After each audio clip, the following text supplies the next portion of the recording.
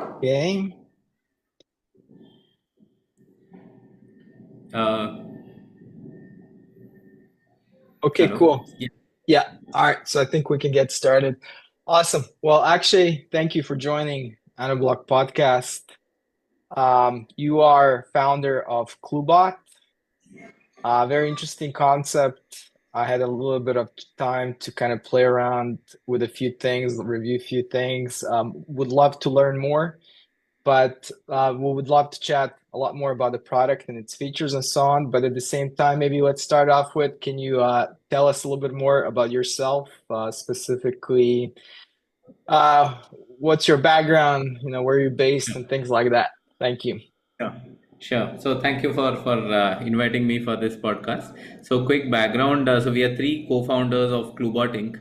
And so I take care of sales and operations. I have a Okay. 15 years work ex in B2B sales.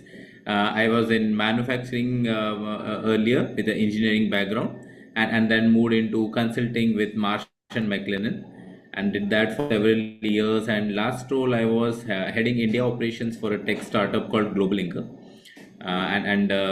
Then I jumped into entrepreneurship in midst of COVID, when the whole world was in midst of lockdown. And so this is our second startup, in fact. So just to give you a bit background about the other founders. So my other co-founder partner is Tejaswin Srinivasan. He's a BTech MTech from the prestigious IIT Madras. I'm not sure if you have heard of the IITs, but it's Yep. like the Stanford equivalent in India. Hmm. So he's a BTech and MTech from there, and he was in MIT Boston and Xerox Research. So he takes care of the tech part, and then we have a third co-founder who joined us recently, Himanshu, who is head of product for the company now, and he comes with a 27 years work ex in product and a decade plus experience in AI, and he was in various leadership roles in Huawei, Tata Communications, Avaya, and last role he was head of Lena.ai, which is a YC-backed Series C company in the employee engagement space. So this is our second startup. We also have another company running in India, which actually became an origin story for this startup. So happy to talk a bit more about that as well. Awesome. Yeah. Very interesting. Well, yeah, let's maybe we tried to, or I tried to focus, on specific kind of business use cases and then the technology behind it, what inspired it. Obviously, I think there's a lot of things to unload there based on also your experience. But maybe Yes. let's start off with specifically about your current venture, specifically like, I guess maybe what specific bit or problem are you trying to solve? And then, if you can then kind of lead us into a little bit more what Cluebot does for the user. Sure. So, in fact, would it be okay if I talk a bit about the origin story, because I can Of then link course, yeah. everything However to you it? want to segue into it, it's perfectly fine. Sure, sure. Basically, like I said, we started our first company in 2020 in midst of the COVID lockdowns, and at that time we had looked at an opportunity where a lot of industries which were traditionally lagging in digital transformation, typically the frontline workforce industries like construction, facility management, or infrastructure. There was a massive need for a customizable product which is easy to use, and we had seen that people, especially in India and in a lot of Southeast Asian countries, Middle East, are massively hooked to WhatsApp like a preferred means of business communications. So what every operation which is happening on site, they would like to use WhatsApp groups and then basically communicate all their business operations on these groups, rather than use a more sophisticated and private tool. So we kind of married these two gaps, and said that okay, we'll create a new age no code low code platform, which will be a conversation first in approach. So it will basically create customized workflow management applications and deploy them on chatbots, on WhatsApp using chatbots. So that's what we had been doing for the past 4.5 years. We grew it, and it's a growing company with all the top construction companies in India as our clients. And while doing this and growing this business, implementation became a massive pain point for us.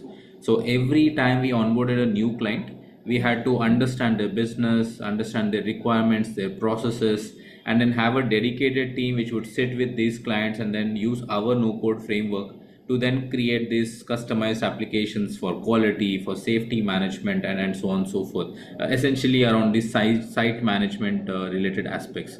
And then we had gone through the pain of the typical challenges which each implementation projects across be it any product faces. So requirements would come in tranches, and then edge use case used to get discovered at the very last leg of implementation, or scope creep was rampant, documentation was another challenge. So we kind of were impacted with the growth and efficiency of the company because of implementation. And then we said that what do we do about it, and how do you have this heavy manual led processes automated. And this was the time when Gen AI was taking center stage.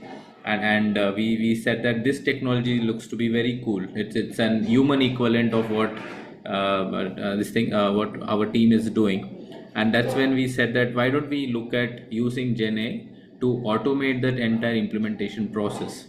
And this was an idea which we adapted as an internal R&D for our homegrown product called Vector, the no code framework. And we were able to achieve 20% of time and resource savings for our team. And at that time we had focused more on the initial phase, which is the requirement analysis to coming up with the solution design, estimation of effort, and that was the focus area. And then when we saw the efficiency savings, we said, hey, this looks to be a very scalable idea. It's a pure product play. And there are not many companies, at least we haven't come across any, which are looking at Gen AI from this particular perspective. So that was basically the origin story for this second startup. And we wanted to do things right this time. We were an Indian company focused on Indian markets. And we said now US is a bigger market. That's where the software gets built. So we said let's look at whether there's a requirement for a product like this. And then we applied to accelerator program in the Bay Area called Alchemist. Hmm. If you've heard the Stanford's Yep. entrepreneurship development program, have you heard of Alchemist by any chance? Yes, I have. Yes. So apparently it's globally ranked fifth best accelerator program. Hmm. So it gave us a huge validation that this looks to be a great idea, and we might be onto something. And then when we researched a lot of it during the past couple of months, all Gen AI applications are more centered towards admin copilots and developer copilots, but not something around architects who are the brain behind each implementation. And this is a very what to say subjective in nature. It's not very finite thing. One single requirement can be met into 1,000 different ways on a platform like Salesforce. So how do you bring the capabilities of an architect on Gen AI? That was basically what was the concept behind this. Okay, cool. So I just wanted to share your website here. Um, so I guess maybe I would like to kind of break it down a bit to where maybe if you wanna, that's kind of was my kind of next question here is like if we just talk about Salesforce specifically, how did you, what specific problem are you currently solving? Like, can you kind of maybe walk us through what's that implementation looking like? Sounds like you would be, the end user would be the Salesforce architect, like technical architect or Yes, solution architect, or maybe if you want to just give sure. as much about it as you can. Thank you.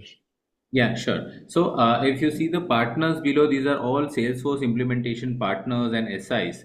And we are currently aligning to the needs of how an SI is executing these projects for various enterprises of different sizes. And within that, we are picking up the primary and secondary responsibilities of a solution architect and a technical architect. Typically, a solution architect is involved right from the pre-sale stage to the post-sale stage as well. So, for example, when a SOW is being created, so they are involved in the estimation related part, coming up with a high-level solution plan. These are certain aspects where the system can be automated, doing 50 to 60% of their work. And then once an order is won, the creation of the solution design document and the creation of a low level technical design document. And that's the second part which the system is able to generate. So ensuring that at least 50 to 60% of the work is done by these co-pilots, and the Mhm. human in loop is making course correction and then completing the projects faster. So the system has the ability to interact with the user, ask questions, refine the scope, and then create all these artifacts. Interesting. Would that be some form of an AI agent or agents in the background that are performing those tasks? Yes, correct. So we are basically using the AI layer, LLM layers. So around 42 LLMs are working in tandem to basically create this output for the end user, which is completely iterative in nature. So Mhm. the architects can look at what the system is generating or recommending, and then makes course corrections wherever required. Very interesting. So essentially, the architect is generating a like an implementation document that Yes. will describe the system requirements, the development requirements, and then that can be handed off maybe to the development team for the implementation part.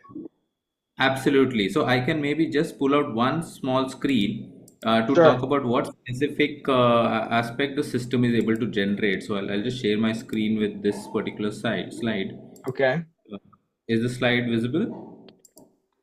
Yes. Yeah. So, like I said, this is more like a platform which is replicating the process of an SI, and then basically generating various artifacts.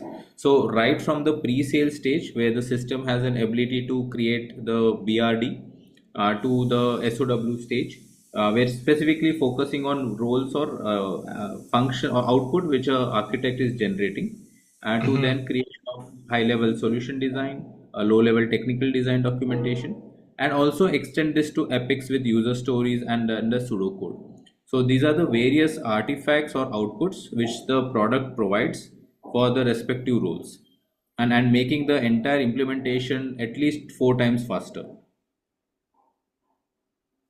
Very interesting. The who would be your essentially, I guess, what is your current go-to-market strategy? Who are you targeting, and how are you working with SIs Yeah. to around the product itself?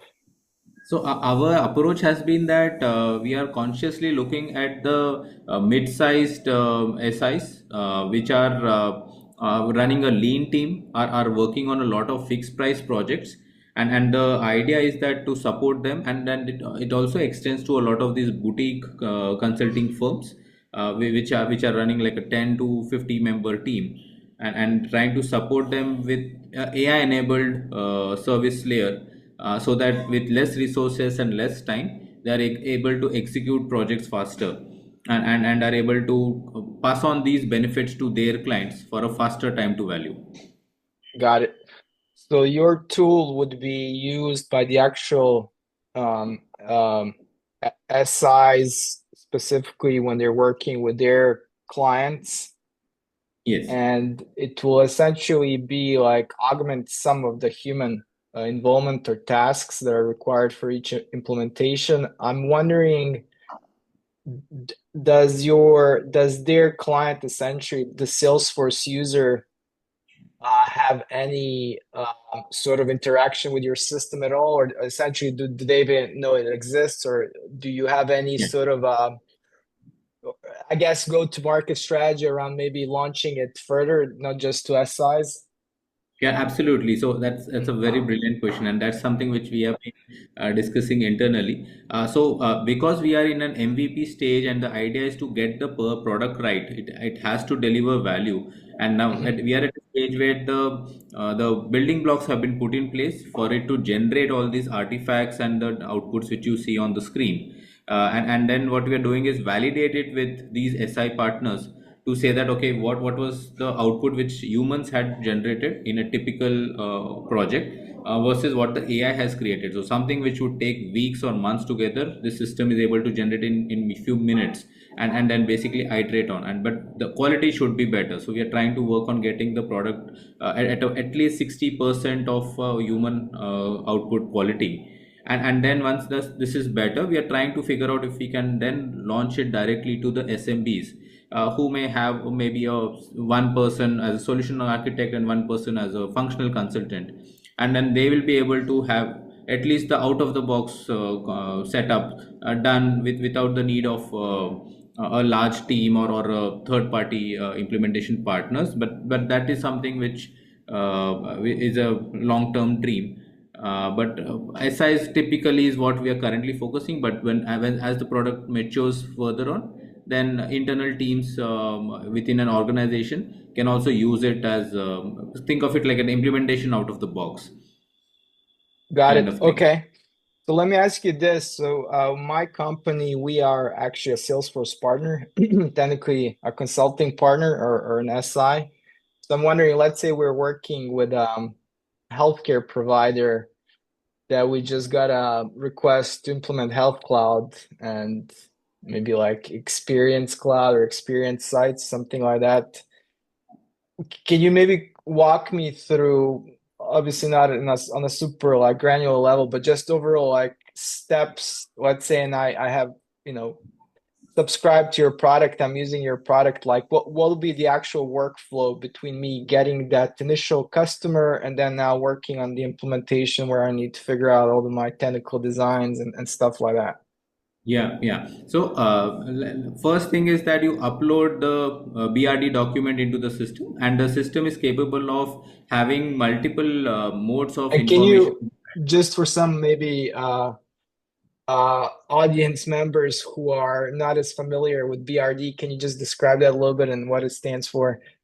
Sure, sure. So basically, the acronym is for business requirement document. So Hmm. this is being honed by the business users or client side when they basically share what they would like to have with regards to what's it digitalization of their CRM system. So they would release this BRD to the what do you say SIs or consulting partners, who would then basically analyze that BRD and the business requirement document, and then basically break it down into how do you translate this business requirement into a solution on Salesforce. So that is step one, and this is basically involving a lot of discovery process where consultants would interact with the business users, try to understand the requirement, scope it tightly. So the first step what the system does as a co-pilot is interact with these functional consultants or from the SI side, a solution consultant, and then analyze this information and ask questions about the BRD being shared. So it will try to identify gaps, it will give recommendations, and it will ask multiple queries, which will basically ensure that there is no scope creep and there is guardrails being set in place. So that is the first level of deliverable which the system provides. Once the solution, the requirement is kind of firmed up at least at level one, then it is translating that into a solution plan, and basically then based on the solution plan created, these are the various artifacts which the system will start generating instantly. So creation of a high level solution design and a low level technical design is being created, and each stage you are basically interacting and then breaking it down into phases, and then defining okay what are your immediate objectives, and then it is able to generate the epics and user stories for that particular phase. Okay, excellent. Very interesting. So let me ask you, why did you guys start with Salesforce? Do you integrate with any other, or specifically, maybe, I guess, are you working with other tech stacks, enterprise like software tech stacks, or do you come from the Salesforce ecosystem? If you can elaborate. Sure. So when we basically, like I said, it started as an internal R&D project for our homegrown product Vector, and then when we got the pre-seed investment from Alchemist, we set up a company in US, and then we're researching a lot on where this idea can be productized.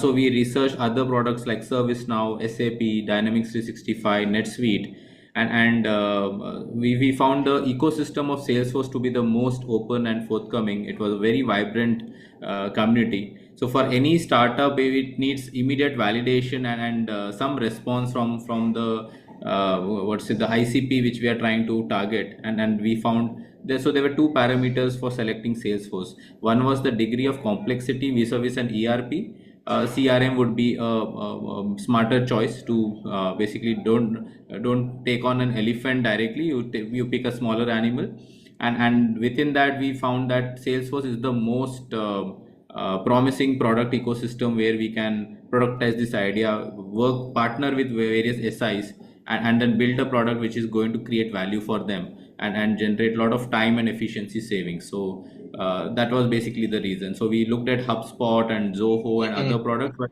the market is not that big as compared to Salesforce. Very interesting. Yeah, I've spent we still kind of do we have a lot of Gen AI apps built now, but we still have a part of the company that's still working in the Salesforce ecosystem. But I've personally spent about 15 years in the ecosystem. And I was kind of curious how vibrant the ecosystem is now with Gen AI. I think Salesforce became a little bit scared of a lot of startups kind of encroaching with AI into their whole product suite Yeah. because they've been kind of slow to respond and build something very specific and unique. But it's interesting to see what you guys are doing and how you're kind of adding value to the whole ecosystem.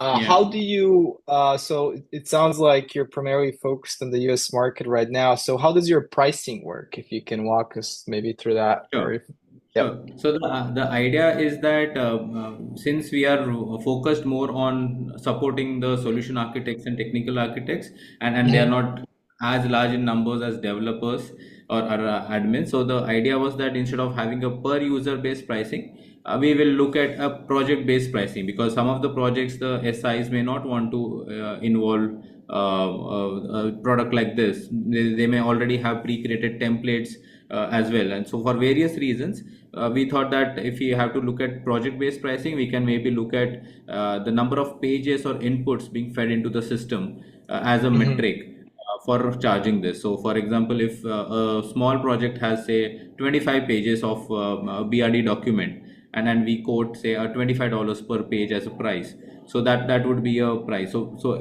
we are at a nascent stage to still do firming up of this pricing, but per page of requirements is what the charging would be like, Got up to X number of it. projects. So typically think of it like up to $1,000 per month would be the pricing for some X number of projects. Okay, very interesting. So it sounds like you went through, have you already completed the Alchemist program, right? You already went Yes, through that accelerator. yes, So have we do you, the accelerator. so that was kind of like, was that like a seed stage funding? Basically, did they, yeah, Yes, so uh, we got a okay, pre-seed stage funding of two hundred fifty thousand proceed. dollars Okay. from Uh-huh. that. And have you raised more money afterwards? Yeah, so post the pre-seed fund round raise is when we started the product development, and Hmm. MVP has been built now. So we are due to launch it in fact on 1st of March. So there's an event in Delhi in India called Delhi Dream In, where we are launching this as the first one, and then attending TDX to also bring this forward to a lot of what's it, participants in the event. So we will be starting the marketing events right now. So Okay. that's the stage we are in, and maybe in the next 4 months, once we have enough traction, the idea is to raise a seed round for $2 million. Okay. Excellent. Very cool. Um, what are some of your, let me actually first ask you this. So how big is your team right now? So we are currently a 10-member team with the three founders, and then there are seven developers. Okay. What are your, as a founder, what are some of your kind of biggest challenges, or what are your biggest worries when you're working? Yeah, so I mean the biggest challenge was that it's a space which is very tricky. It's not a typical SaaS product where you are immediately finding a pain point and then you are able to get a paid POC, and then you are basically showing that traction either in terms of user onboardings, or in terms of these what's say revenue being generated as ARR. So this is a product where you have to build a lot to basically gain confidence, or for example with SIs, and then once there is enough of show of confidence, and then this will be a very small subset of the SI market which would see this product as valuable, and the rest of it may see this as threatening, or they may be too big for considering this product themselves, and then eventually evolve to the enterprise or the SMB market. So it's a long drawn path, and it's not the typical SaaS based way of growing. So those are one of the things where ability to establish the business model is going to be longer. So that's one of the key concerns, that we have to establish the value, and then build it right so that market adapts to it, and it will take few months for us to get there. Understood. Very interesting. How do you kind of gather feedback? Essentially, when you're talking to SIs, are you gathering any feedback from them? How do you sort of evolve the product itself? Yeah, so we have come up with a concept called design partnership program, where what we do is that we have currently identified the first set of eight SI partners in US, with whom we have been working very closely, and the idea is that this is some almost like a co-development model, where we as a company have strong tech capabilities but not direct Salesforce experience.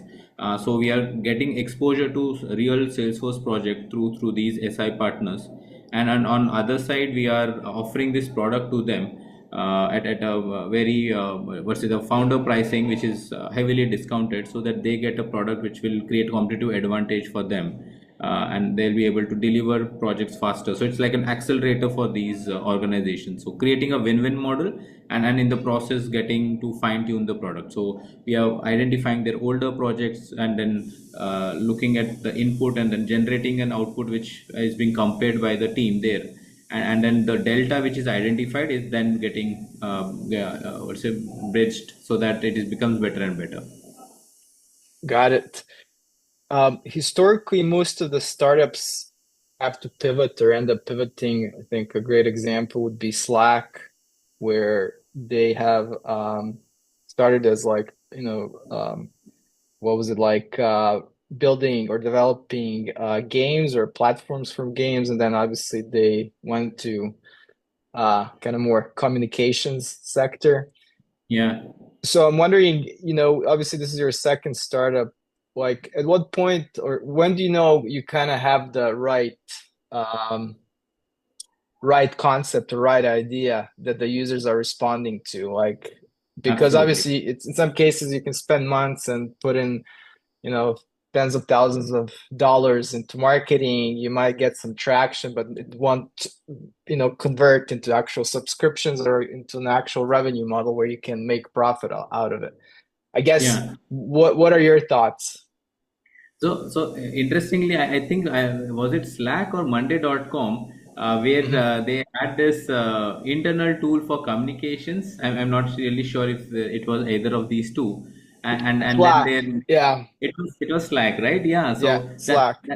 that's kind of what has happened to us. So we Hmm. basically were a code platform, and then we created an internal tool to make those implementations faster, and then we realized that this internal tool itself can be a big product idea.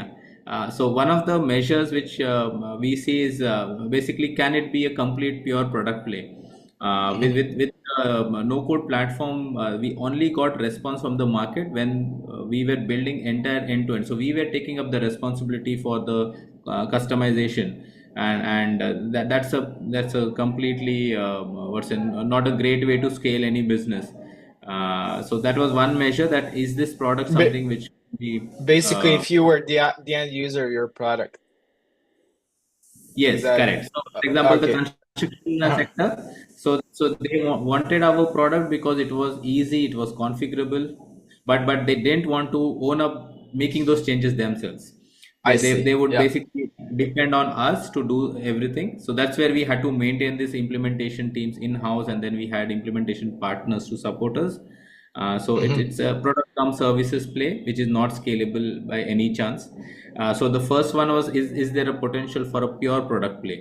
The second metric which we were seeing is that, is this need global enough? So, for example, the first idea was relying on the fact that people love using WhatsApp. They don't want to download apps, and this was majorly a behavior of frontline workforce industry. But if you look at developed markets like US, nobody would want to have the company data on a third party tool like WhatsApp.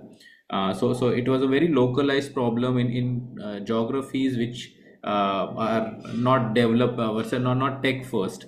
So that's the second one. That is there a big enough market and applicability across geographies?